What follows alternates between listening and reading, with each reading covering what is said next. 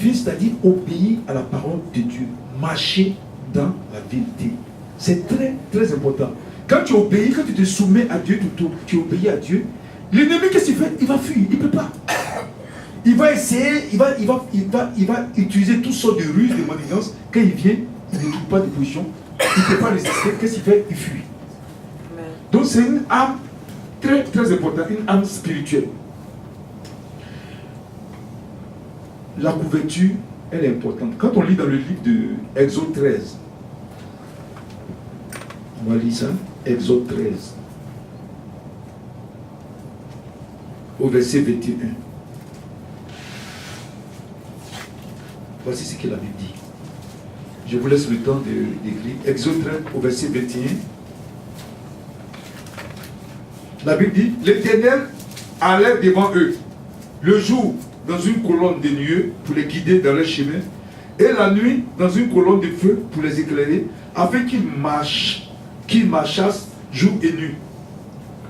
La colonne de nuée ne se retirait point de devant le peuple pendant le jour, et ni la colonne de feu pendant la nuit. Et quand on prend Néhémie aussi, on prend Néhémie 9,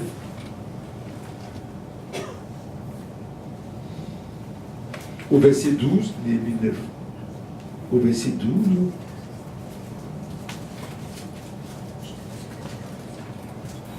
Tu les guideras le jour par une colonne de nuée et la nuit par une colonne de feu qui les éclairait dans le chemin qu'ils avaient à suivre. Amen. Amen. Ici, je parle de la couverture spirituelle, la couverture de Dieu. Pour mener un combat spirituel, il faut avoir la couverture de Dieu. Ce texte parle du peuple d'Israël quand ils étaient dans le désert, après avoir vaincu Pharaon et son armée, la mer Rouge, le Seigneur a divisé la mer Rouge, ils sont rentrés dans le désert. Mais vous savez que dans le désert c'est un lieu qui est difficile à vivre. Parce que le désert, c'est un lieu où la nature est avare. Les plantes, il n'y a pas assez de plantes qui poussent là-bas. Et les plantes même qui poussent là-bas, ce ne sont pas des plantes qui produisent des fruits. Comme les cactus, ce sont des plantes qui blessent. Les animaux qui sont dans le désert sont très venimeux, comme le serpent, très dangereux. Les animaux, les serpents du désert sont plus venimeux que les serpents qui sont... Donc, et dans le désert, il fait très chaud. Il n'y a pas assez de points d'eau. Il y a des fois, mais il n'y en a pas du tout. Il est difficile de s'orienter dans le désert. Parce que c'est seulement que le sable. Donc, tu peux tourner en rond dans le désert parce que tu n'as pas des points de repère. Ici, je peux me déplacer dans la salle parce que je sais que cette colonne est à ma gauche, celui à ma droite. Donc, je peux aller ici, tourner ici. Je sais que je me déplace. Mais dans le désert, tu n'as aucune orientation. Donc, tu peux passer ton temps à tourner jusqu'à mourir dans le désert. Dans le désert, c'est pas facile de se nourrir. Comme je vous ai dit tout à l'heure. C'est même pas facile de se cacher. Tu es en danger. Parce que tu es là, c'est le sable. Il n'y a pas assez d'arbres pour que si un animal dangereux te voit, tu puisses te cacher et autres. Tu es la proie de l'animal. Et dans le désert, le jour, il fait très chaud. Et la nuit, il fait très froid. Donc, le peuple de Dieu était dans le désert, dans un lieu vraiment très aride, très difficile. Mais le Seigneur, dans sa miséricorde, qu'est-ce qu'il va faire pour eux? Il va placer sur eux une colonne de nuée, là, le jour. C'est-à-dire quoi? La colonne de nuée, c'était en mettant une couverture pour eux. Cette colonne de nuée là, qui était placée sur eux, qu'est-ce qu'il faisait? Il essayait de réduire les rayons ultraviolets du soleil. Donc, quand il y a la nuée, quand il y a les nuages, et puis il fait très chaud, il y a les nuages, quand le soleil passe à travers les nuages, ça devient doux. Donc, ça leur permettait d'être à l'aise dans ce lieu, dans la journée. Est-ce que vous comprenez? Et en même temps aussi, ça leur servait d'orientation. Parce qu'on dit que la nuée bouge, ils suivent, parce que le Seigneur doit les envoyer dans le pays des Canaan. Donc, c'était comme une direction. Donc, l'Église a besoin de la couverture spirituelle pour faire le combat spirituel. Dans la nuit, qu'est-ce qui se passe? J'ai dit dans le désert, il fait froid. La nuit, très froid. Le Seigneur va placer une colonne de feu. Donc, le feu qu'il met là, ça sert de chaleur pour les réchauffer. et de lumière pour les éclairer. Oh Dieu est bon. Est-ce qu'on peut acclamer ce Dieu merveilleux? Alléluia. Donc, ces éléments-là sont importants. Donc, pour faire le combat spirituel, il faut avoir une couverture. Il faut avoir cette couverture, cette onction. Quand on parle de couverture, on parle d'onction, d'une puissance que Dieu met sur l'église, sur son peuple, pour pouvoir faire le combat. Et il a placé cette couverture sur le peuple d'Israël. Donc eux, ils pouvaient s'orienter facilement, parce que c'est le Seigneur qui les dirigeait, il les protégeait, il les réconfortait, il les fortifiait, et ils étaient victorieux parce qu'ils avançaient. Amen. Amen. Donc c'est très important d'avoir la couverture spirituelle pour faire le combat spirituel. Amen. Amen. Il faut la puissance de Dieu. La couverture spirituelle aussi, c'est comme un manteau. Vous avez vu, vous allez me dire, quelle est la liaison entre le manteau et la puissance? Quand on prend dans le livre des rois, Élie, le prophète Élie, avant d'être enlevé, le prophète Élisée qui était en formation, lui a dit, donne-moi la double onction, c'est-à-dire la puissance que Dieu a mis en toi, je veux le double pour œuvrer. Pourquoi? Pourquoi il demandait ça? Parce que le prophète Élie et le prophète Élisée étaient du temps du roi Akab, qui était un très mauvais roi, et qui avait pour femme Jézabel, qui était une prophétesse maléfique, et qui avait des puissances diaboliques, et qui avait fait rentrer en Israël 450 faux prophètes de Baal et 400 faux prophètes de Astarté, et qui exerçaient continuellement, et même cette femme de Jézabel avait commencé à tuer les prophètes. Donc c'était terrible. Donc le prophète Élisée voulait vraiment que le Seigneur lui donne la double onction pour qu'il puisse faire ce combat spirituel contre Jézabel et ses 450 et ses 400 faux prophètes. Mais Élie partait et Élisée le suivait. Élie partait et Élisée le suivait. Parce qu'il voulait la double onction. Mais quand Élie a été enlevé par le char de feu, Élisée était là. Il s'est plaint, il dit, mais il dit, mon père, mon maître, mais tu es parti, tu ne m'as pas donné l'onction. Lui s'attendait sûrement à une position des mains. Et il s'est plaigné, mais tu es parti, tu m'as laissé, il s'est plaigné. Il a vu le manteau d'Élie là. Il dit, il ne savait même pas que l'onction était là. Il a pris le manteau et il a frappé l'eau. Une fois, deux fois, il a vu que l'eau s'est divisée. Il dit, oh, attention. Ça n'a pas c'est tout la puissance, c'est tout l'onction. Il a compris que c'est l'onction qui est là. Ce qu'il a demandé, c'est là, mais il ne savait pas. Donc le manteau, il faut avoir le manteau pour faire le combat spirituel. Il faut avoir l'onction. Le manteau, on porte le manteau pour se protéger. Mais c'est l'onction là-dedans aussi. Amen. Amen. Alléluia. Amen. Ouais, comme elle aussi, elle a dit l'armure et autres, c'est ça. C'est ça, l'armure, la protection, le feu. Vous avez vu la dame qui perdait le sang depuis 12 ans. Quand elle a vu le Seigneur, il y avait le monde. Elle a fait quoi? Elle dit, je vais toucher sa tunique parce qu'il y avait la puissance là-dedans. Amen. Et ça a été prophétisé depuis le prophète Zacharie. Il a dit que, arrivé dans les derniers temps, les gens vont courir pour attraper les habits des enfants de Dieu d'Israël.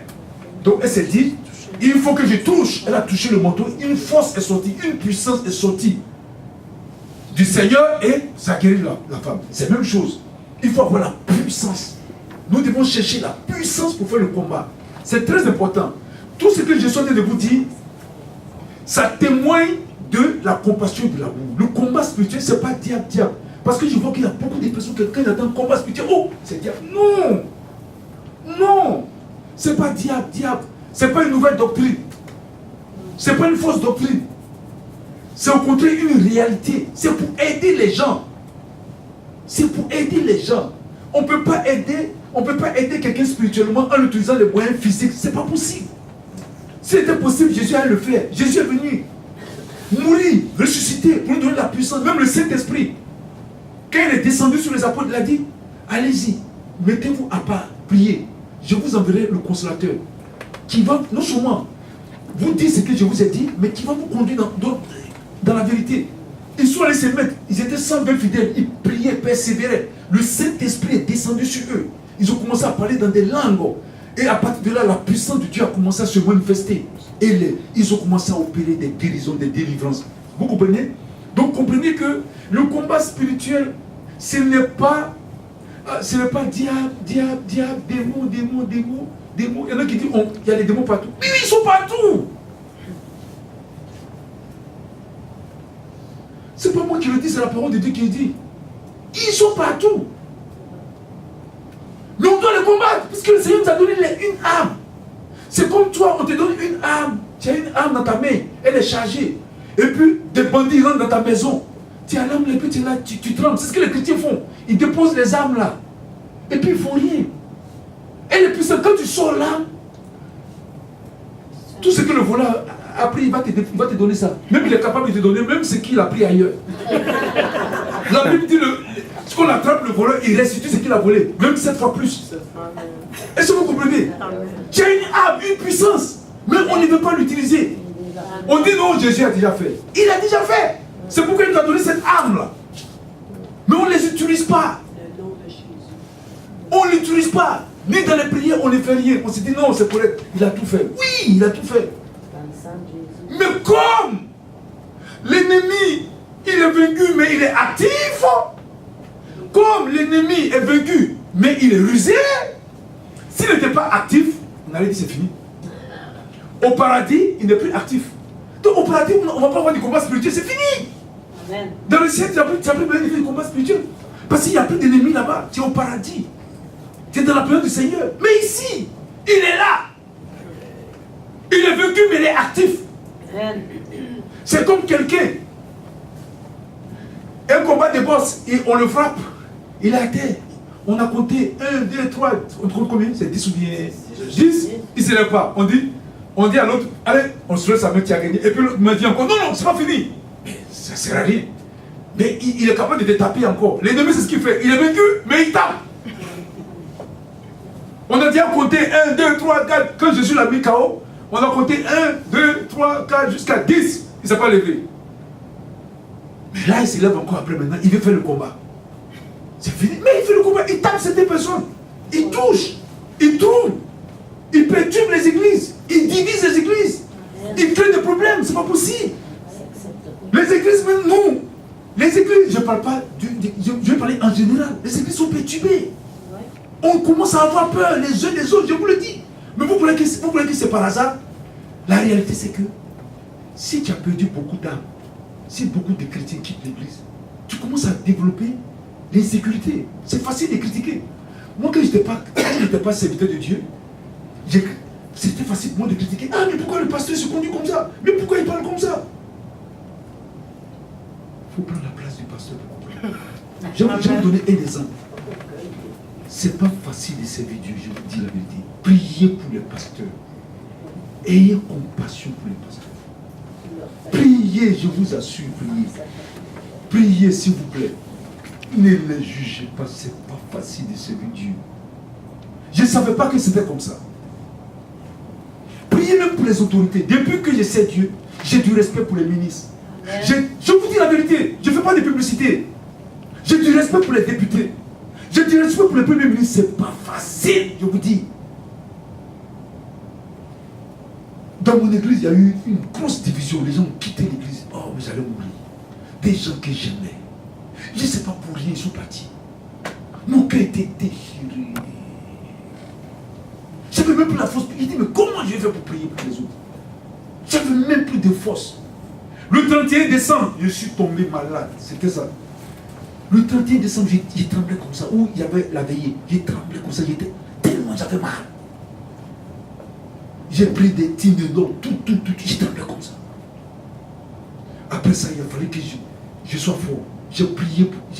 Quand je suis sorti de là, j'ai prié pour quelqu'un la nuit. À 2h du matin, la personne me réveille.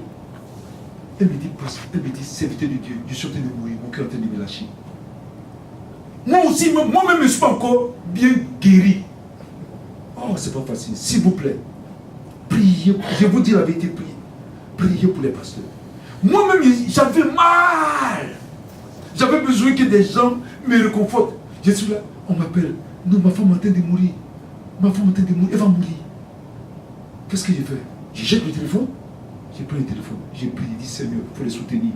Je suis resté avec eux de toute la nuit. Après, j'appelle encore, ça va? Comment elle va? Il dit non, elle respire un peu. J'ai pris un cru encore. Comment elle va? Ça va? Oui, elle respire un peu. Elle a dit, comme ça, on est resté pendant toute la nuit jusqu'au matin. C'est le matin. Le matin, je dois aller maintenant m'occuper des enfants. Ça dit que je ne dors pas. Et dès que je finis, quelqu'un m'appelle de la France. Oh, j'ai des problèmes, comme ça.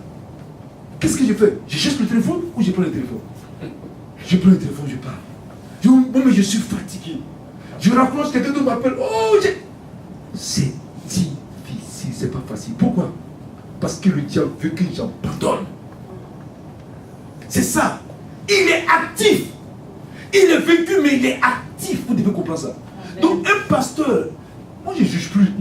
Avant, je jugeais. Je dis, mais pourquoi le pasteur fait ça? Quand il n'était pas pasteur, pourquoi il fait ça? Pourquoi le pasteur fait ça? Pourquoi il fait ça? Je ne juge plus, c'est fini. C'est fini parce que moi-même là, j'ai vu.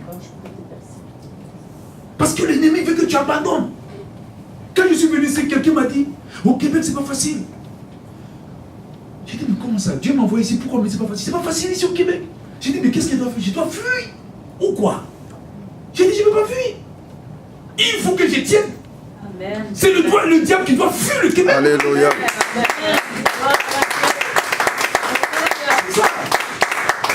C'est pas facile.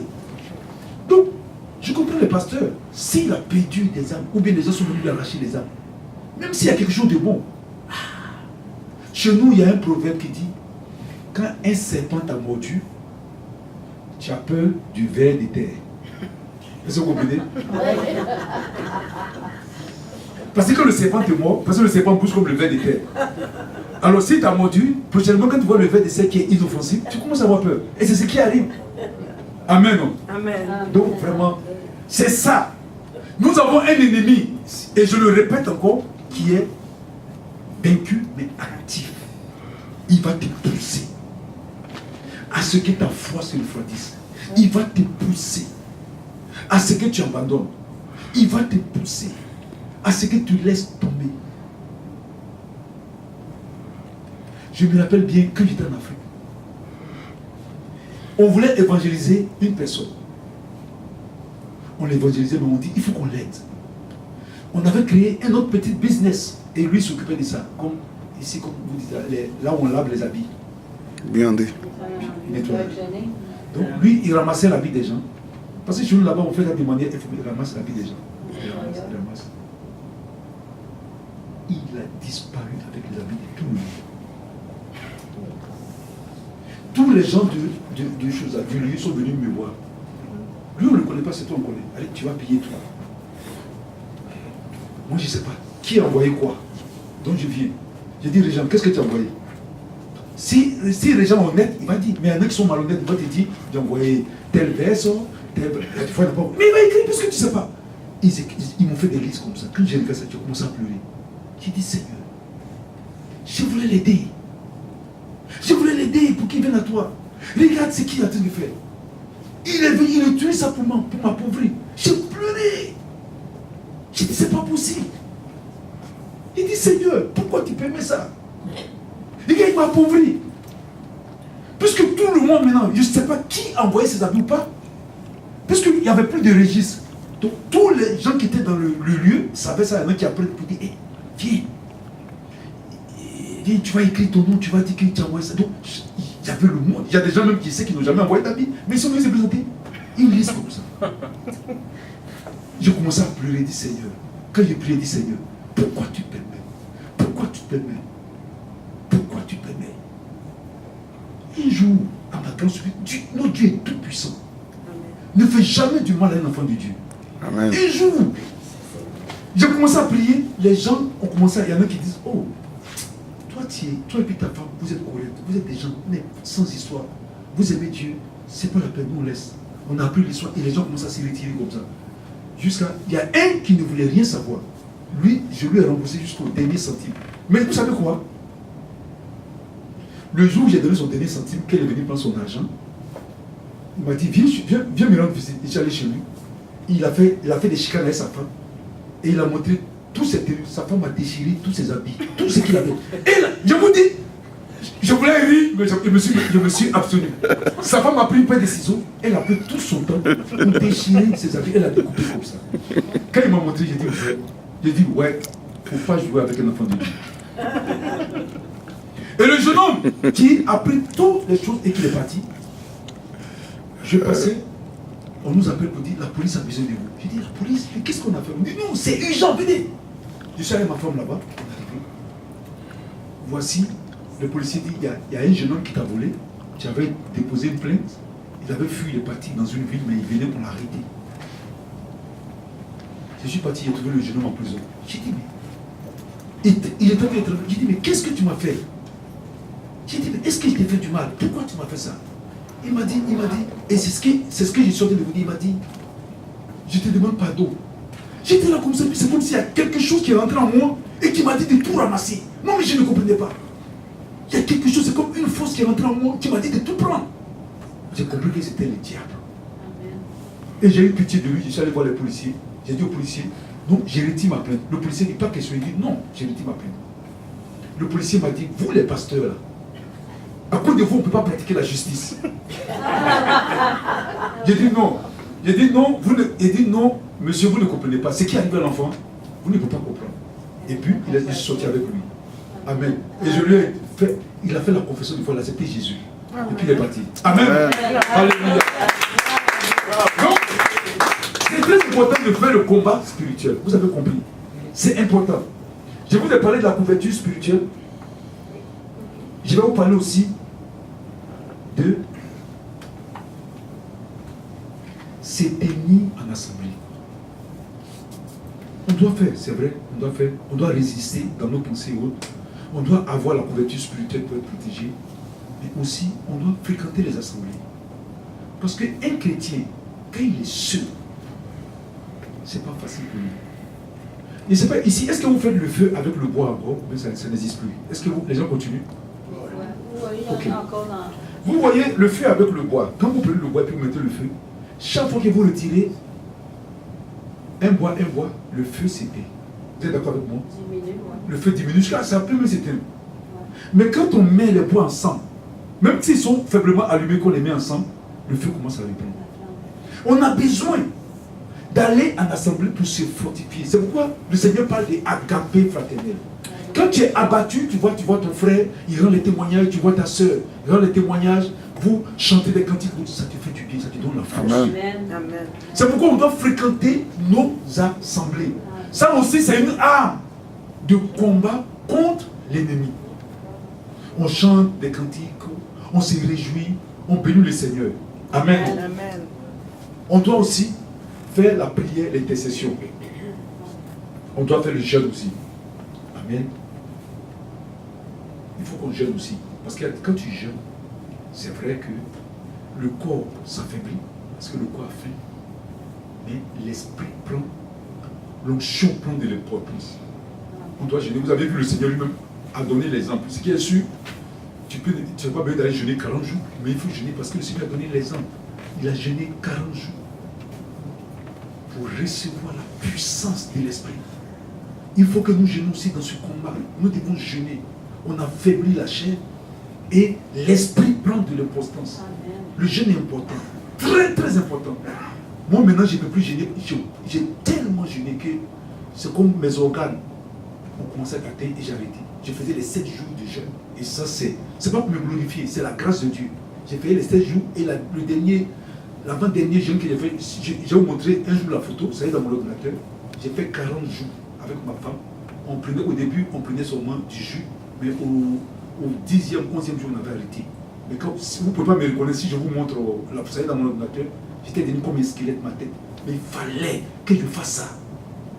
Mais je vous dis, je ne vous conseille pas ça parce que le jeûne de 40 jours, sans manger et boire, c'est la mort. Moi, je vous dis. Je peux dire que j'étais mort et puis je suis revenu à la vie. Parce que le 30e jour, c'était terrible. Et ce qui est terrible, c'est chaque seconde. Chaque seconde compte pour la seconde. Et quand tu manges, c'est là je me suis rendu compte que quand on mange, c'est une grâce. Quand tu manges, la bénis Dieu. J'étais affaibli, couché là. Mais c'est là aussi que le Seigneur m'a visité. C'est là que j'ai reçu beaucoup de dons. L'onction, la puissance, les visions et autres. C'est là que tout s'est passé.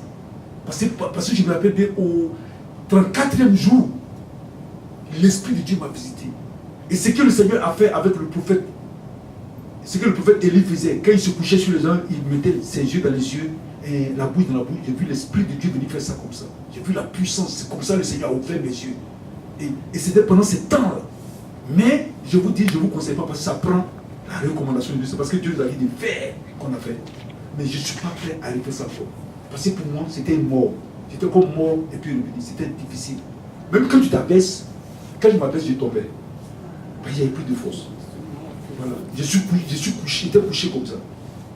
Quand tu fais un mouvement, tu ne peux plus faire l'autre mouvement. Tu n'as plus de force. Et quand tu fais 40 jours de jeûne dans ce temps, en fait, ce n'est pas 40 jours de jeûne, en fait, c'est 80 jours de jeûne. Pourquoi? Parce que quand tu reviens maintenant pour commencer à manger, tu apprends à manger. J'ai commencé à apprendre à boire de l'eau pendant 10 jours. J'ai commencé à prendre la soupe avec comme de l'eau, doucement, pendant près de 10 jours. Après, les trucs un peu pâtes, pendant 20 jours. Et puis maintenant, c'est là que j'ai commencé à manger le riz. C'est, je crois qu'au 40 autres jours après que j'ai commencé à manger le riz. Ce n'est pas un jeu. Mais ça prend ça. Mais je ne dis pas que tout le monde doit le faire. C'est parce que le Seigneur nous avait demandé de faire ça qu'on a fait. Voilà. Et il fallait qu'on fasse ça pour résister parce que le combat était terrible. On doit jeûner. On doit prier. Il faut prier aussi. Il faut avoir une vie de prière. Vous avez vu le Seigneur. Dans le livre de Marc, parle de la vie de prière du Seigneur. On dit le Seigneur, après avoir fini de prêcher, d'évangéliser, quand il retournait, au moment où les autres se reposaient, le Seigneur battait sur la montagne de Tassi. Et là, il commençait à prier. Et c'est à ce moment-là qu'il recevait maintenant les recommandations, les ordonnances, les révélations venant du Père. Et il priait jusqu'à la veille et le lendemain, il descendait. Et il partait avec sa coupe. Donc, en ce moment, il est rempli de l'esprit, il est rempli de l'onction, il est rempli du feu. Qu'est-ce que l'ennemi peut faire? L'ennemi ne peut même pas résister devant lui. L'ennemi fuit devant lui. Amen. Amen. Donc on doit prier, on doit jeûner, on doit veiller, on doit faire l'intercession. Je vous prends un cas où il a fallu jeûner et prier. On peut voir ça dans le livre d'Esther. Esther chapitre 1, Esther chapitre 2, Esther chapitre 3. Vous allez voir ça. Qu'est-ce qui s'est passé? Le peuple de Juda qui était en captivité à Babylone, après les Babyloniens ont été vaincus par les Perses et les Mèdes. Donc, au temps d'Esther, c'était les Perses qui étaient la puissance mondiale, la domination, avec Assuérus. Quand la reine Vasti a déshonoré Assuérus, elle a été disgraciée et Esther est devenue reine. Mais quand Esther est devenue reine, voici un des conseillers du roi, Assuérus, qui s'appelait Aman. On dit Aman, on appelait Aman l'Agagite. Mais Aman descend d'Agag. Mais Agag descend d'Amalek. Et Amalek, c'est l'ennemi de Dieu dans la Bible. Amalek, ce sont eux qui ont empêché Israël d'avancer dans le désert, qui ont fait la guerre avec Israël. Et puis le Seigneur a lancé une malédiction pour dire, il va effacer le nom d'Amalek du dessous de la terre. Donc Dieu avait déjà lancé une malédiction sur Amalek. Donc Agag, les choses à Aman, était un descendant d'Amalek. Et ce Aman-là va trouver encore le peuple d'Israël, le peuple de Dieu en Perse, et il va prendre la décision de les exterminer tous parce qu'il avait une haine. Mais Aman représente qui? Aman, il est comme Hitler. C'est l'ennemi de Dieu. Aman, c'est le diable, c'est l'instrument du diable. Il voulait détruire le peuple de Dieu en Perse. Et qu'est-ce qu'il va faire? Il va prendre un décret pour demander à tous les peuples de tuer tous les Juifs, des plus grands jusqu'aux plus petits. Mais le roi Assuérus, ne connaissant pas que Esther était, elle-même elle était juive, ne savait pas aussi les plans d'Aman, que c'était des plans diaboliques pour exterminer le peuple. Il va donner sa caution. Et qu'est-ce qui va se passer? On va envoyer le décret partout. Et voici Mardochée qui était l'oncle d'Esther. Quand il a vu ça, il a commencé à prier. Donc, ils sont allés voir Esther. Esther devait rentrer chez le roi, mais le roi ne recevait pas les gens comme ça, tant qu'il n'a pas donné l'autorisation. Donc il fallait gêner. Donc qu'est-ce qu'ils ont fait? Ils ont pris 3 jours de jeûne. On appelle ça le jeûne d'Esther. 3 jours de jeûne, sans manger, sans boire, pendant 3 jours continuellement. Ça, quand tu es dans une situation difficile, ou quand tu connais quelqu'un qui est dans une situation difficile, tu peux faire le jeûne d'Esther pour débloquer la situation. C'est aussi un instrument, une arme de combat spirituel. Amen. Amen. Donc, qu'est-ce qu'ils vont faire? Parce que là, voici un décret du diable. Parce que je ne dis pas un décret de Haman. C'est un décret du diable. Parce que depuis le temps de Moïse, Dieu avait pris la décision d'exterminer Amalek. Mais voici, c'est le contraire qui a été passé. C'est Amalek maintenant qui prend la décision d'exterminer le peuple de Dieu. Je vous dis qu'il est vaincu, mais il est actif. Voici maintenant Haman qui prend un décret pour détruire tout le peuple de Dieu. Mais qu'est-ce qu'ils vont faire? Ils vont utiliser, parce que le combat ne se fait pas physiquement, il va se faire spirituellement. Ils vont se mettre à jeûner pour demander le secours de l'Éternel. Et ils vont se mettre à jeûner. Et quand ils vont jeûner, Dieu va changer la situation. Et un jour, Esther va voir le roi, malgré que le roi n'a pas donné son approbation. Mais Esther a trouvé grâce. Vous savez, le jeûne ouvre la porte, ça permet d'avoir grâce, de trouver grâce. Amen. La Bible dit que le cœur du roi est un courant d'eau devant l'Éternel et il incline là où il veut. Voilà. La Bible aussi dit que si tu fais ce qui plaît à Dieu, il dispose en ta faveur même tes ennemis. C'est-à-dire, si tu fais ce que Dieu aime là, il peut changer même le cœur de ton ennemi jusqu'à ce que ton ennemi va commencer à t'apprécier. Donc Esther rentre devant le roi. Il sait que Esther est en train d'enfreindre la loi, mais là, il fait grâce à Esther, il dit viens. Et Esther lui explique, il dit, voici telle chose, telle chose, telle chose, telle chose. Et elle lui dit, invite Haman. Excusez-moi. Et il dit, invite Haman. Et voici, Haman est invité. Mais Haman vient très tôt le matin chez le roi. Quand il arrive chez le roi aussi se réveille. Le roi, ce qui est vraiment merveilleux, c'est que le roi, une nuit, il n'arrivait pas à dormir. Et il dit, donnez-moi le livre de chroniques, je vais regarder. On lui donne le livre des souvenirs, il regarde. Dans le livre, il se rend compte qu'il y a un certain Mardochée qui a intervenu en faveur du roi parce qu'il y avait des gens qui avaient monté un coup pour tuer le roi. Et ce Mardochée est parti dénoncer ce complot. Et ces personnes ont été arrêtées et tuées. Mais on a rien fait pour Mardochée. Et le roi, vous voyez, je vous dis, le jeûne est puissant, la prière, elle est puissante. Le roi, il ne connaît même pas Mardochée. Il est couché, il ne peut pas dormir. Le Saint-Esprit dit, tu ne vas pas dormir. Tu ne peux pas te coucher. Il se réveille, il dit, mais... Il dit, envoie-moi le livre de souvenirs. On lui envoie le livre. Mais il peut être, le livre de souvenirs, c'est rempli de beaucoup d'événements. On ouvre le livre, il tombe sur la partie de Mardochée. Il lit, il dit, mais ce Mardochée là, il a fait quelque chose de bon pour moi. Qu'est-ce qu'on a fait pour lui? On dit rien. Il dit, ok, il avait sa petite idée. Très tôt le matin, voici Haman qui vient rendre visite au roi. Le roi voit Haman dans la cour. Le roi dit, Haman. Mais vous voyez ce qui est bon, c'est que s'il avait expliqué à Haman ce qu'il voulait faire, Haman allait changer de plan. Il a dit, Haman, si on veut honorer quelqu'un qui a fait du bien au roi, qu'est-ce qu'on doit faire? Haman s'est dit, qui d'autre dans cette nation que le roi veut honorer? Ce n'est pas moi, Haman. Donc il va dire toutes les bonnes choses qu'on peut faire pour honorer. Vous voyez comme Dieu est bon. Il va dire tout ce qui est bon parce qu'il croit que c'est lui. Parce que si le roi lui avait dit, je vais honorer Mardochée, qu'est-ce qu'on doit faire? Il allait dire des choses simples. Mais comme le roi n'a rien dit, il s'est dit, qui d'autre le roi peut honorer si ce n'est pas moi, Haman? Donc il va dire tout ce qu'il y a de glorieux pour honorer quelqu'un. C'est ça il dit. Quand il finit de parler, le roi dit, tiens, ça c'est bien ça. Alors tu vas faire ça à Mardochée. Quand tu pries, si l'ennemi a décidé de détruire ton couple, de détruire ta maison, de détruire tes enfants, tes petits-enfants, par le jeûne, la prière, tu peux changer, le Seigneur va changer les choses. Amen. C'est ça.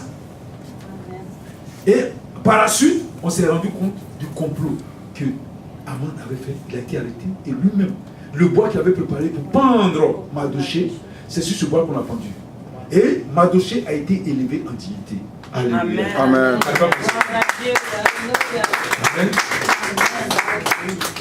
On doit aussi faire la délivrance. Je vous ai parlé de choses. Il faut avoir la connaissance de la parole, comme le Seigneur a récité la parole devant. La Bible dit que la parole de Dieu est une lampe à mes pieds. La parole de Dieu est claire. Quand tu as la parole, tu es éclairé. Si tu n'as pas la parole, tu n'es pas éclairé. C'est pourquoi nous, les enfants de Dieu, nous devons lire la parole. Il y en a qui disent non, la Bible est difficile. Certes, dans un premier temps, elle est difficile à comprendre. Mais quand tu t'exerces à lire la parole et que tu t'exerces à prier, qu'est-ce que Josué disait de la parole de Dieu? Il a dit que ce livre, la loi, ne s'éloigne point de ta bouche. Médite ce livre-là, nuit et jour. Sans cela, que tu vas sortir victorieux. N'est-ce pas? C'est-à-dire que c'est un livre de victoire. Mais très souvent, on néglige le livre-là. Il faut qu'on lise ce livre-là. Parce que c'est là-dedans que se trouvent les conseils, c'est là-dedans que se trouvent toutes les bonnes choses. Donc on doit lire ce livre. Amen. Et je termine par aussi de faire la délivrance. Parce que notre frère avait lu ce passage ici dans Ésaïe 61, du verset 1 au verset 3, où le Seigneur a dit que l'Esprit de l'Éternel. Donc quand il est rentré dans le temple, il a ouvert le livre et il a commencé à réciter la révélation d'Ésaïe, et il s'approprie cette révélation, où il est venu pour libérer les captifs. Il est venu pour délivrer les prisonniers. Voilà. Quand on dit captif, ce n'est pas forcément être possédé. Mais il y en a qui sont captifs par les oppressions. Même si, moi j'ai vu ça. Je vous dis, si je vais voir un témoignage, on ne va pas sortir d'ici. Je vous dis la vérité. Le ministère de délivrance, c'est un très bon ministère parce que là, tu te rends compte de la souffrance des gens. C'est pourquoi c'est un ministère de compassion. Je peux vous parler des cas et des cas et des cas et des cas. Je vais prendre le cas d'une jeune dame ici au Québec. Elle vient du Sri Lanka. Où elle a eu son diplôme d'ingénieur. Et le jour où on était en train de faire la remise des diplômes, elle est partie sur les strates, elle était bien habillée. Elle est partie, elle dit qu'on lui a donné le diplôme. Elle ne s'en fait plus. Mais ce sont ses parents maintenant qui me racontent. Ses parents m'ont dit que quand on lui a donné le diplôme, ils ont vu qu'elle faisait des choses qui n'avaient pas de sens. Mais qu'est-ce qu'elle fait là-bas? Elle se comportait comme si elle avait perdu la tête. Après, ils sont allés, mais ils ont vu qu'elle était confuse. On l'a laissé un jour, 2 jours, on l'a envoyé à l'hôpital. Mais c'est pas, je ne dis pas que je suis mieux que l'hôpital, non. Non, je ne suis pas venu. L'hôpital, c'est Dieu qui a créé, c'est Dieu qui a envoyé les médecins, lui a donné l'intelligence, la sagesse de soigner. Est-ce que vous comprenez? Donc je ne suis pas là pour juger les hôpitaux. Non, non, non. Même la Bible parle d'aller voir les médecins. Mais je suis en train de parler de certaines situations qui ont été compliquées pour l'hôpital, où le Seigneur a intervenu. Amen. Donc je ne supporte pas de jugement sur l'hôpital. L'hôpital est une très bonne chose et on doit aller à l'hôpital. Parce que le Seigneur même a parlé des médecins, on doit voir les médecins. Mais il y a des fois quand c'est difficile qu'on ne peut rien faire, alors ça prend de se tourner vers le Seigneur. Amen. Nous, c'est ce qu'on fait d'ailleurs. Quand vous venez, quand quelqu'un dit qu'il a un cas, qu'il y a un problème, une situation, on dit va d'abord à l'hôpital. Si on va à l'hôpital, que l'hôpital dit ah, on a tout fait, qu'on ne peut rien faire, on se dit ah, c'est spirituel. Mais on prend d'abord la personne, va à l'hôpital. Prends tes médicaments, tout. Parce que c'est le Seigneur qui a donné l'intelligence aux hommes de créer ça. Vous comprenez? Voilà. Donc, je rencontre ce qui s'est passé, le témoignage, c'est que la jeune dame, elle était confuse. Ils sont partis à l'hôpital, ils ont regardé, mais les gens ont dit mais on ne peut rien faire parce qu'on ne comprend pas. Et eux, les parents ont entendu parler de nous, sont venus nous voir. Et on a pris la jeune soeur, on a commencé à prier avec elle. Vraiment, elle était confuse. Moi, je peux dire que c'était un cas de folie. Eux disent que schizophrène était un cas de folie parce que schizophrène, quand même, les gens sont capables de discerner. Mais elle a perdu tout. Elle qui parlait l'anglais, elle parlait le français. Elle parlait plus ni l'anglais ni le français. Elle parlait maintenant sa langue de Sri Lanka qui était elle parlait carrément sa langue de Sri Lanka. Donc, elle parlait plus le français. Donc, quand elle parle, j'ai dit aux parents, mais pourquoi elle ne parle plus le français ni l'anglais? Il dit c'est comme ça, elle a perdu tout. On a prié pendant 6 mois. 6 mois. J'ai suivi des prières. On partait toutes les nuits. On priait jusqu'à 4 h du matin. On priait jusqu'à 4 h du matin. Pendant 6 mois à peu près. Un jour, on était à l'assemblée. Mais ce que j'ai constaté, c'est que les parents priaient beaucoup.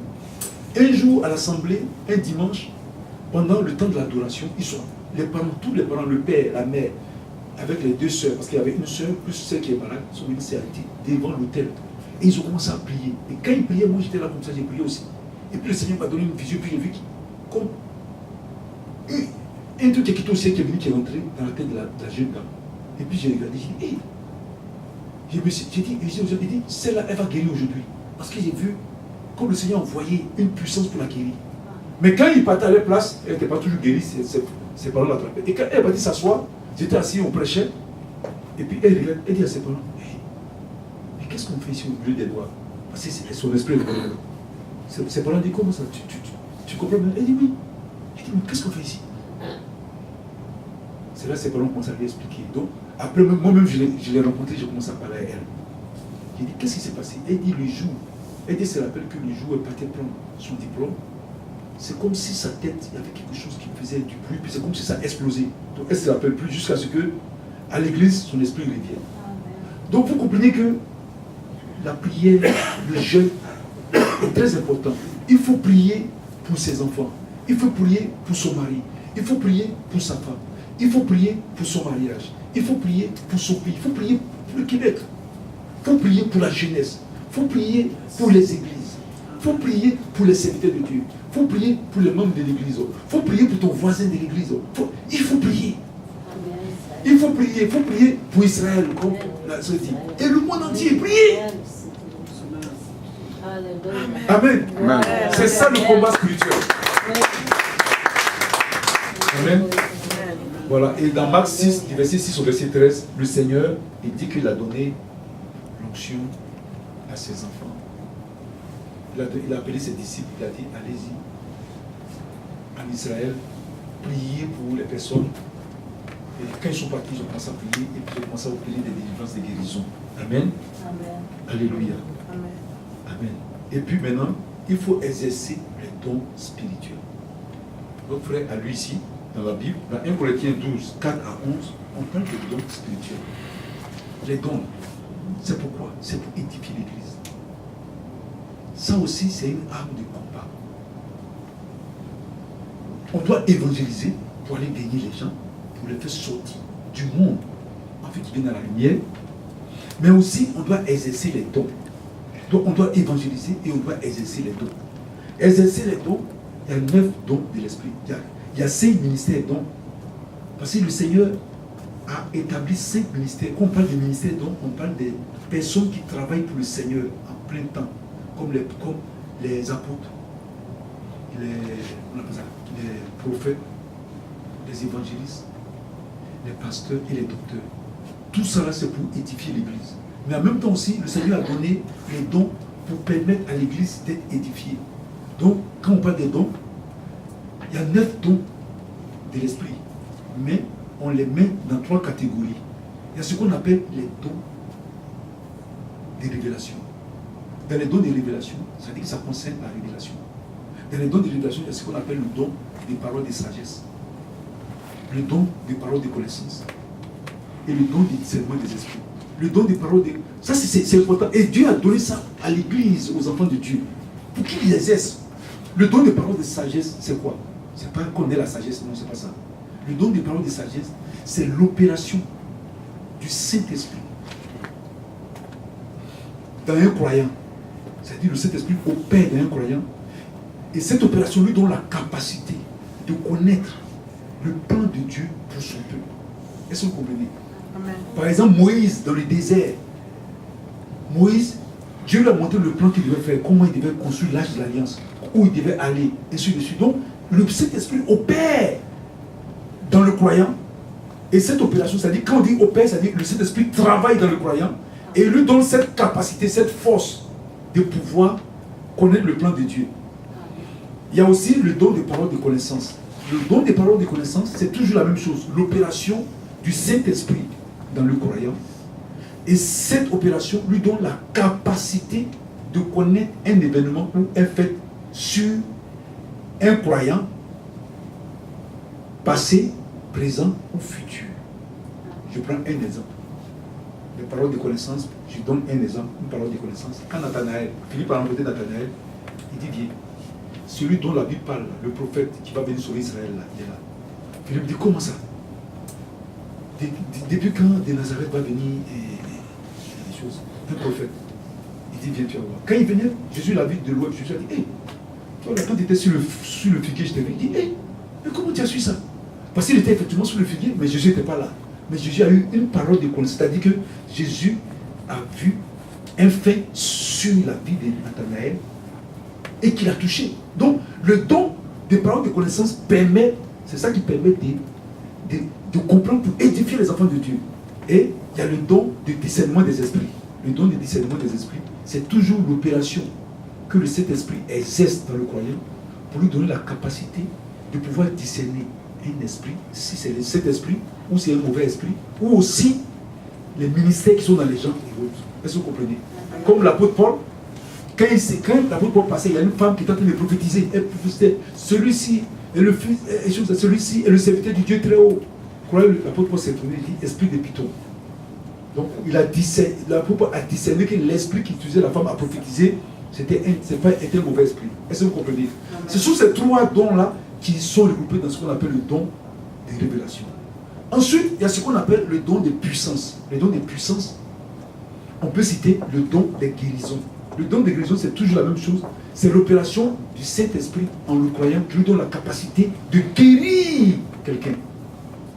Par exemple, le paralytique qui était devant le temple qu'on appelait la Belle, quand Pierre et puis Jean sont partis, ils disent on a mis argent ni or, mais au nom de Jésus, lève-toi et marche. Vous avez vu que la puissance de Dieu, l'opération de l'esprit de guérison est rentrée dans ces pays, c'est là qu'il a commencé à marcher. Amen. Il y a aussi le don qu'on appelle le don des miracles. Le don des miracles, c'est toujours l'opération de cet esprit à un croyant qui lui donne la capacité d'avoir une influence sur les éléments même naturels, les phénomènes. Comme par exemple Pierre qui a marché sur l'eau. Vous savez qu'aucun homme ne peut marcher sur l'eau. Mais Pierre a marché sur l'eau. Ça, c'est un don, des choses. On avait vu le prophète Élisée, quand ils ont lancé le bois est parti. Ça, c'est incroyable. Les prophètes sont allés, les prophètes en formation sont allés chercher une hache pour couper un bois, et puis le fer du bois est tombé dans l'eau. Et ils étaient inquiets, ils sont venus voir Élisée. Élisée dit, c'est où c'est tombé? Il dit, c'est là. Et il a pris le bois, il a lancé le bois, et le bois est tombé dans l'eau. Mais ce qui est extraordinaire, c'est que dans la nature, physiquement parlant, le fer ne peut pas nager, ne surnager. Parce que la densité du fer est supérieure à la densité de l'eau dont le fer va en bas. Pareil comme le bois. La densité du bois est inférieure à la densité de l'eau dont le bois surnage. Mais ce bois qui a été lancé, il rentre dans l'eau. Ça, c'est un. Et puis il va chercher le fer. C'est ça qui est incroyable. Comme s'il était téléguidé par un instrument. Il va chercher le fer et il rentre là-dedans et il le fait sortir. C'est ça que le don d'opérer des miracles. Et puis maintenant, l'autre don, c'est le don de foi. Le don de foi, c'est pas avoir la foi, c'est pas seulement avoir la foi, mais c'est la capacité, c'est l'opération de l'esprit, du Saint-Esprit en le croyant qui lui donne la capacité de croire, d'être ferme, même dans les situations difficiles, comme Daniel dans la fosse au lion. Daniel avait le don de foi qu'on a mis dans la fosse au lion. L'Esprit de Dieu lui a donné la capacité de croire que Dieu va le faire sortir de celui-là. Amen. Alléluia. Amen. Dieu n'est impossible à Dieu. Alléluia. Donc c'est ça qu'on appelle les dons de puissance. Et le dernier don, c'est le don d'inspiration. Et dans le don d'inspiration, il y a le don de prophétie. On ne doit pas confondre don de prophétie et prophète. Le prophète, c'est un ministère don. Prophétie, c'est l'opération du Saint-Esprit dans le croyant qui lui donne la capacité de recevoir une parole inspirée de Dieu. La prophétie, tu peux être là comme ça, avant tu pries, et puis tu ressens une voix, une parole, la voix de cet esprit qui te parle, et puis te dit envoie le message, et puis tu envoies le message. Enfant de Dieu, ne craignez rien, soyez rassurés, le Seigneur va agir. Alléluia. Amen. Enfant de Dieu, n'ayez pas peur, le Seigneur est avec vous. Ou bien, pourquoi tu as fait ça? Le Seigneur n'aime pas ça. Demande pardon pour tout ce que tu as fait, ainsi de suite. Donc, c'est une parole inspirée, mais que le Saint-Esprit t'envoie. Et il y a aussi le don de parler en langue. Le parler en langue, ça existe. Vous avez vu pendant la Pentecôte, le Saint-Esprit est descendu. D'abord, il parlait dans des langues humaines, parce que les gens qui étaient là étaient des... Et puis aussi, on peut parler des langues spirituelles. C'est l'opération que le Saint-Esprit exerce à un croyant et qui donc a la capacité de parler des langues humaines ou des langues spirituelles. Nous avons vu, il y a un pasteur dans mon pays qui a rendu, il est parti aux États-Unis. Dans mon pays, il y a beaucoup de langues. Notre langue principale, c'est le français, mais il y a des petites, parce qu'il y a beaucoup d'ethnies, des petits sous-groupes des ethnies. Et lui, le pasteur, il est parti aux États-Unis. Donc, aux États-Unis, il était dans une église américaine. Et il est là, il voit une femme qui est en train de parler une langue. Et elle lui parle dans son ethnie. Vous voyez, ça a augmenté sa foi parce qu'elle parlait dans son ethnie. Et il s'est dit, mais c'est incroyable. Et lui, il avait un problème justement, il avait un problème de foi. Et elle était en train de lui parler dans l'ethnie. Il s'est dit, mais c'est pas possible. Si c'était en Afrique, si c'était en Côte d'Ivoire, peut-être il allait se dire, oh, peut-être elle comprend mon ethnie. Mais là, aux États-Unis, en train de parler son ethnie, une américaine, il a cru en même temps. Vous comprenez, non? C'est pour édifier l'église. Alléluia. C'est pour glorifier le Seigneur. Voilà. Et le dernier, c'est le don d'interpréter les langues. Aussi, quand on parle en langue, il y a l'interprétation des langues. Vous voyez, le parler en langue, l'apôtre Paul même l'utilisait quand il était seul dans ses réunions de prière. Il a dit, je parle en langue plus que tous. Il utilisait le parler en langue pour se fortifier, pour s'édifier, pour prier. Parce que quand tu es en train de prier, tu veux prier longtemps, tu es dans le combat, tu es touché, tu veux te donner la force. Parce qu'il y a des fois, quand tu pries, il y a des fois, tu commences à être paresseux, tu commences à être fatigué. Mais quand tu commences à prier en langue, ça t'édifie, ça te donne la force de continuer, de continuer. C'est comme ça te donne vraiment du gaz, de l'essence, pour que ta voiture puisse fonctionner. Alléluia. Amen. Voilà. Donc, les dons aussi, on doit chercher les dons. Donc, voici tous ces éléments qui doivent nous permettre de combattre. J'ai fait un peu le tour d'horizon. J'ai parlé des sanctifications, vous voyez, j'ai parlé du diable. Mais en même temps aussi, j'ai parlé aussi des éléments spirituels. Ces choses-là, c'est important. Nous, les chrétiens, on les néglige. La Bible dit que la bataille, le combat, il n'est pas charnel, mais il est spirituel. On doit utiliser les instruments spirituels, les éléments spirituels, comme la prière, le jeûne, l'évangélisation. Même aller évangéliser, c'est spirituel. Vous avez vu Philippe, il partait. Le nuque éthiopien, il était dans son char. Il lisait le passage, il ne comprenait pas. Philippe a trouvé là. Philippe a dit, mais qu'est-ce que tu es en train de lire? Il a dit, je ne comprends pas. Dieu me dit. Philippe a commencé à lire le passage, à lui expliquer. Il était en train de l'évangéliser. Quand il a fini, ils ont trouvé de l'eau, ils ont trouvé un lieu où il y a de l'eau. Il a dit à Philippe, qu'est-ce qui t'empêche de me baptiser? Il dit, si tu crois. Il dit, je crois. Vous voyez, c'est puissant. C'est puissant, il faut utiliser ces éléments. On ne peut pas combattre dans nos chairs, c'est pas possible. Si on va dans la chair, on est vaincu. Si on va dans la chair, l'ennemi vaincu va nous vaincre. Ça, je vous dis. Si on va dans nos philosophies, l'ennemi vaincu va nous vaincre. Mais si on va avec les éléments, ce que Dieu nous a donné, l'ennemi vaincu sera encore vaincu. Amen. Amen. Alléluia. Il sera doublement vaincu. Alléluia. Doublement, 2 fois. Alléluia. C'est pourquoi nous devons prier, nous devons comprendre ces choses. Je suis venu parler du combat spirituel. Quand on est venu au Québec ici, j'ai dit au Seigneur, tu as dit en ta parole qu'on n'a pas lutté contre la chair et le sang. Nous devons aller contre les dominations. Quand on vit dans un pays, il y a des esprits qui dominent. Les autorités. Quand on parle d'autorité, on ne parle pas des premiers ministres, on parle des entités spirituelles. Satan, comme c'est un tricheur, comme Dieu, le royaume de Dieu est bien hiérarchisé, bien en ordre. Lui aussi, c'est un tricheur, c'est un imitateur. Lui aussi, il s'en va créer pour lui aussi. Il a mis les dominations, les autorités, les esprits méchants, ainsi de suite. Et quand tu viens dans un pays, il faut savoir quel est l'esprit qui domine. Et il faut commencer à combattre. Quand tu as la couverture, tu commences le combat.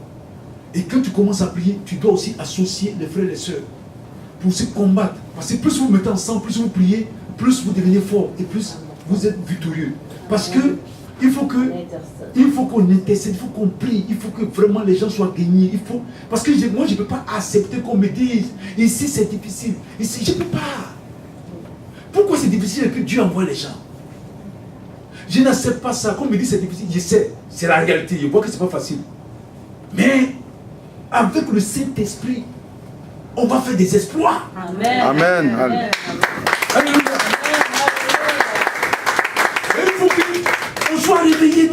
sois réveillé, c'est la réalité, c'est la parole de Dieu. Tout ce que j'ai dit là, je n'ai pas pris un verset quelque part. Je ne suis pas venu avec des imaginations des femmes, c'est dans la parole de Dieu. Quand quelque chose est difficile, dans mon pays aussi. Dans mon pays, c'était difficile au début parce qu'on était animistes. C'était des gens qui pratiquaient les œuvres, la sorcellerie et autres. C'était difficile. Mais quand l'évangile a commencé, les premiers chrétiens, ils priaient constamment. Celui-même qui a envoyé le réveil dans nos pays. Il jeûnait, il priait, il jeûnait. C'était un jeune homme. Il priait, jeûnait, priait, jeûnait, priait. Il passait son temps, jeûnait, priait, jeûnait, priait. Mais le jour où le Seigneur l'a fait sortir, mais c'est incroyable. Il était tellement rempli de puissance. Il allait maintenant de lieu en lieu pour annoncer la parole, pour réveiller. Donc il y avait l'évangile qui était maintenant partout. Les gens commençaient à prier et l'évangile a commencé à toucher. Et le Seigneur a commencé à dégager maintenant l'atmosphère maléfique qui régnait dans certains lieux. Il les dégageait. Il y a des lieux même où les gens partaient, même ceux qui avaient des fétiches et autres, couraient pour envoyer. Un jour, il y a un homme de Dieu qui a prié, il est parti dans un lieu.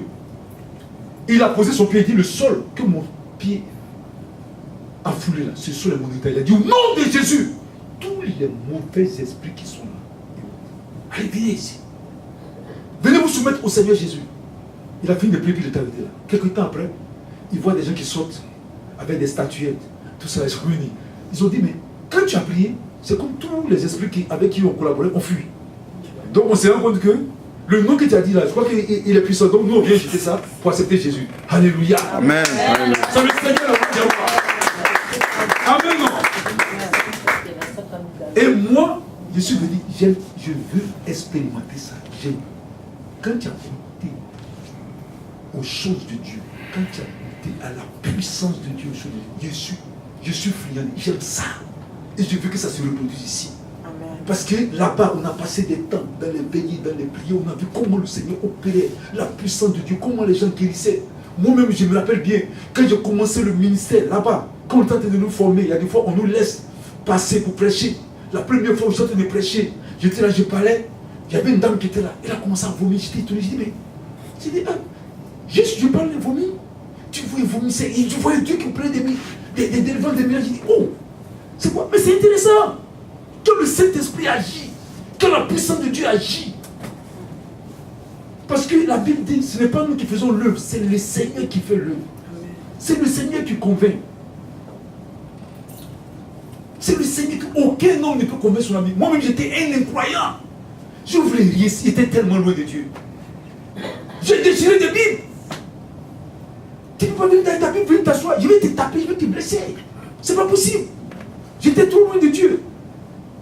Un jour même, j'étais en train de regarder un film de la mafia sur... comment on appelle ça Godfather ou quelque chose comme ça. Le parrain. Et puis il y a des chrétiens qui étaient en train de parler de l'autre côté. Je n'entendais pas bien le film. J'ai dit, mais c'est où? Il y a un qui dit, mais comment ça? Tu n'aimes pas Jésus? Il dit, non, je l'ai. J'ai dit, je l'ai. Ils ont vu dans mes yeux la haine. Je l'ai. Je veux rien savoir. Mais ce qui m'a paru bizarre, ils se sont levés puis ils ont disparu. Mais plus tard, quand je me suis converti, ils m'ont dit, quand on t'a quitté, on est parti prier pour toi. Amen. C'est ce qu'on doit faire. On ne doit pas juger les gens, on doit prier pour les gens. Amen. Il y avait, dans mon pays, il y avait un gangster, un bandit. Et celui-là, je vous dis, on avait tous peur de lui quand on était jeunes. C'est des jumeaux. Ils étaient terribles. Plus tard, j'ai rencontré un. Je ne croyais pas. Il est converti. Il dit, il a tellement changé. Mais Jésus change, Jésus transforme les gens. Ce gars qui était redoutable, qui faisait peur. Je l'ai vu, là, comme ça, il était là, avec sa Bible en main. Il était devenu comme un agneau simple. J'ai dit, c'est de toi, c'est de vous qu'on parlait avant. Il dit oui. C'est pas croyable. On doit prier, prier, prier, je vous dis. Il faut qu'on se réveille. Dieu nous a donné cette capacité, on le peut. On le peut, si on le veut. On le peut. On peut se disposer. Donc, je vais terminer par ça. C'est pour encourager. C'est des conférences qu'on va continuer à faire. Parce que, je me dis, si je m'assois, comment je pourrais partager la parole? Même quand le Seigneur est venu, Il est parti, il rentrait dans les synagogues, il prêchait, il voulait partager la parole de Dieu. C'est une expérience qu'on a vécue. C'est merveilleux. Pourquoi on va garder ça? Je n'ai pas dit que le Québec est rempli de démons. Non. Les esprits sont partout. Mais il faut que ceux qui sont sous l'emprise de l'ennemi, on doit manifester, témoigner de la compassion, de l'amour. L'amour, c'est de donner à manger à quelqu'un, mais aussi c'est de l'aider à sortir de toutes ces situations-là.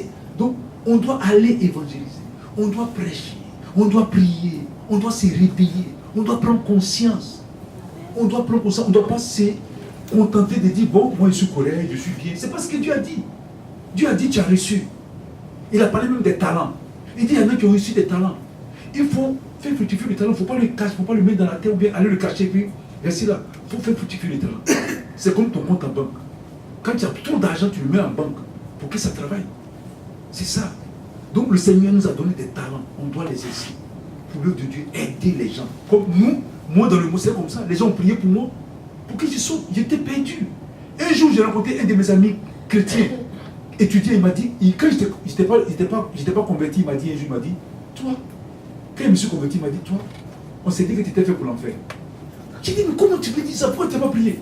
Tu vois, il y a des gens qui jugent comme c'était lui là. Vu son comportement, vu sa vie, il est fait pour l'enfer. Mais non, tu te trompes. Qui vous a dit que les gens sont faits pour l'enfer? Il y a l'apôtre Paul qu'on appelait Saul de Tarse. Qu'est-ce que l'apôtre Paul ne faisait pas? Il a fait tuer Étienne. Il a dit aux gens, venez déposer la pierre devant moi. Moi, je prends cette responsabilité. Il est parti voir même les chefs spirituels pour dire, donnez-moi l'ordre. Je vais aller encore à Damas. Je vais aller brimer les chrétiens qui sont là-bas. Il persécutait l'église. Mais sur la route, le Seigneur s'est révélé. Ne dis jamais, lui il a les fait pour l'enfer. Lui il a les fait pour le paradis. Il faut prier. Amen. Prions. Donc vraiment, je voulais que le Seigneur vous bénisse. J'espère que vraiment le message, vous avez apprécié ce message. Que la grâce de Dieu soit sur votre vie. Et que vraiment on se mette ensemble pour prier. On n'est pas là pour les dénominations, on n'est pas là pour ça. Non, non, non. On est là pour le Christ. Soyez bénis au nom de Jésus. Amen.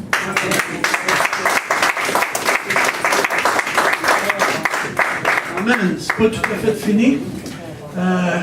J'espère que vous avez apprécié le message que le serviteur de Dieu nous a amené. Amen. Encore une fois.